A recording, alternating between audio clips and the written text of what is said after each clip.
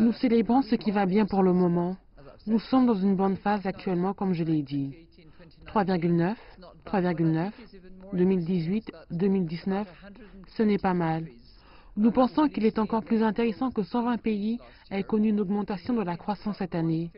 Et nous avons environ un cinquième des pays émergents et en développement qui ont connu un déclin. La nature de l'expansion, du rétablissement, comme l'a montré le FMI, est plus fort. Il va vers les 4%, il est plus large, il concerne 90% des économies qui croissent plus vite. Et elle est aussi plus saine. Si on regarde les pays du G7, l'an dernier, 80% est dû à la remontée des investissements et du commerce. Donc ce n'est pas un boom de la consommation qui permet cette accélération.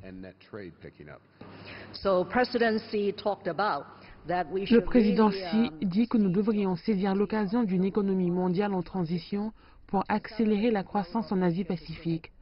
Donc, dans ce contexte, et j'essaierai d'être concise pour notre auditoire, la politique économique de la Chine, de mon point de vue, en me basant sur ma lecture des deux discours, est que la Chine va continuer de mettre en œuvre le libre-échange et la mondialisation économique à laquelle nous devons nous adapter. Les impacts négatifs de la mondialisation doivent être minimisés et elle doit bénéficier à tous, parce que si les bénéfices économiques ne sont pas partagés par tous, alors toutes les économies feront face à un problème ou à un autre.